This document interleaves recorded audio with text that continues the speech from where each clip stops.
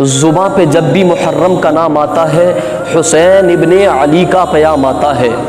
زباں پہ جب بھی محرم کا نام آتا ہے حسین ابن علی کا پیام آتا ہے۔ اور یہ تو فاطمہ کے دلارے کی یاد کا ہے اثر، یہ تو فاطمہ کے دلارے کی یاد کا ہے اثر کہ ہماری زباں پر درود و سلام آتا ہے، ہماری زباں پر درود و سلام آتا ہے۔ اور کونین میں بلند ہے رتبہ حسین کا،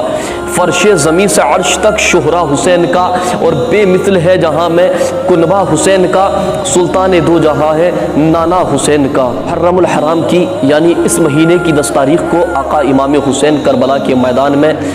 ظالم یزیدیوں نے عین نماز کی حالت میں آپ کے سر مبارک کو تن مبارک سے جدا کر دیا۔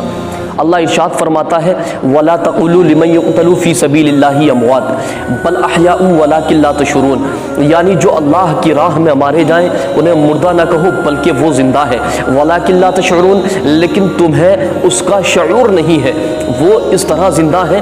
اس مہینے میں بہت سی شہادتیں ہوئی ہیں، بہت سی قربانی ہوئی ہے، یہ مہینہ شہادتوں کا مہینہ ہے۔ اس مہینے میں نواسہ رسول اور تمام عزیز و اقربا کو کربلا کے میدان میں شہید کر دیا گیا۔ آپ اندازہ لگائیں کہ وہ نواسہ جس سے رسول پاک صلی اللہ علیہ وسلم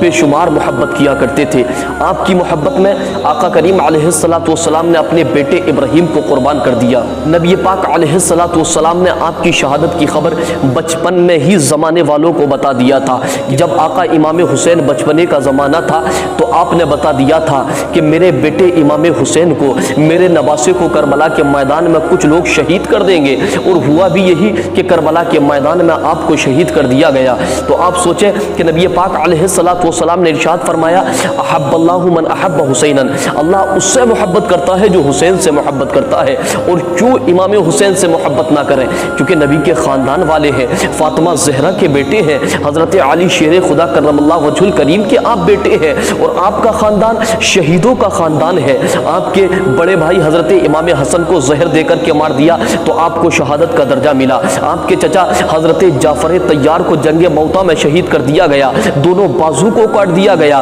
تو آپ کو شہادت کا درجہ ملا۔ آپ کے خالو حضرت عثمان غنی رضی اللہ تعالی عنہ کو اللہ کے قرآن کی تلاوت کر رہے تھے، جب آپ پہنچے فَسَيَكْفِيكَهُمُ اللَّهُ وَهُوَ السَّمِيعُ الْعَلِيمُ پر تو آپ کو ایک ظالم نے خنجر مار کر کے آپ کو شہید کر دیا، آپ کو قتل کر دیا، تو عثمان غنی کو شہادت کا درجہ ملا۔ حضرت علی کرم اللہ وجہ الکریم کوفہ کی جامع مسجد میں آپ نماز پڑھ رہے تھے، ایک ظالم منافق نے آپ کے پیچھے سے زہریلا خنجر آپ کے گھونپ دیا۔ 2 دن بعد آپ وصال فرما گئے تو آپ کے بابا حضرت علی شیر خدا کرم اللہ وجہ الکریم کو بھی شہادت کا درجہ ملا۔ تو یہ شہیدوں کا خاندان ہے۔ شہادت کا مرتبہ بڑا مرتبہ ہوتا ہے۔ جو بندہ اللہ کی راہ میں اپنا سب کچھ قربان کر دے، اپنا تن من دھن اور سب کچھ قربان کرنے کے بعد اللہ کی رضا کے لیے اپنا سب کچھ لٹا دے، تو اللہ تبارک و تعالیٰ اس سے بے شمار محبتیں کرتا ہے، اسے اپنا محب بنا لیتا ہے، تو شہیدوں کا بڑا درجہ ہوتا ہے۔ ارے جس نے حق کربلا میں ادا کر دیا اور اپنے نانا کا وعدہ وفا کر دیا، گھر کا گھر سب سپرد خدا کر دیا، اس حسین ابن حیدر پہ لاکھوں سلام، اس حسین ابن حیدر پہ لاکھوں سلام۔ ذرا غور کریں، یہ شہیدوں کا خاندان ہے۔ تو ہم اس مہینے میں آقا امام حسین کی یاد منائیں۔ یوں تو ہر سال امام حسین کا ذکر ہوتا ہے، تذکرہ امام حسین ہوتا ہے، امام حسین کی محبت میں لوگ اپنے گھروں میں محفل اور میلاد بھی کراتے ہیں، امام حسین کا ذکر کراتے ہیں، اور کرانا بھی چاہیے۔ نبی پاک علیہ السلام نے ارشاد فرمایا کہ جو بندہ عاشورہ کے دن روزہ رکھتا ہے، اللہ تبارک و تعالیٰ اس کے 1 سال کے گناہوں کو معاف فرما دیتا ہے۔ یہ بہترین عمل ہے، امام حسین سے محبت کرنے کا بہترین عمل ہے کہ عاشورہ کے دن روزہ رکھیں۔ اور آقا کریم علیہ السلام ارشاد فرماتے ہیں کہ جو بندہ عاشورہ کے دن روزہ رکھتا ہے گویا اسے سال بھر کے روزہ رکھنے کا ثواب ملتا ہے، اور جو اس دن صدقہ کرتا ہے تو گویا سال بھر کے صدقہ کرنے کا ثواب اللہ تبارک و تعالیٰ اسے عطا فرما دیتا ہے۔ تو اس لیے ہم نمازیں پڑھیں اور اللہ کے قرآن کی تلاوتیں کریں۔ یوں تو ہر روز ہم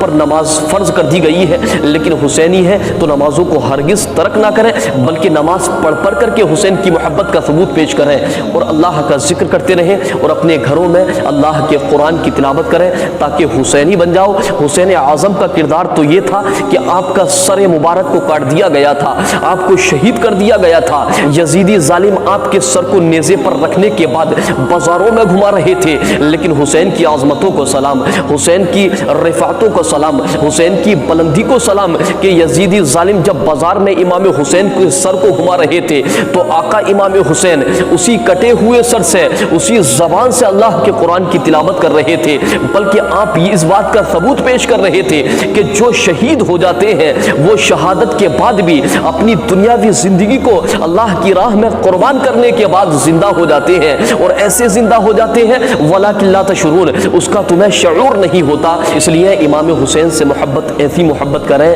کہ آقا امام حسین راضی ہو جائیں اور نمازیں پڑھیں، نمازوں کو ہرگز نہ چھوڑیں اگر حسینی ہو تو۔ جوش ملیح آبادی کیا خوب لکھتے ہیں کہ اے حسین اب تک لبالب ہے تیرا ذرے آیا،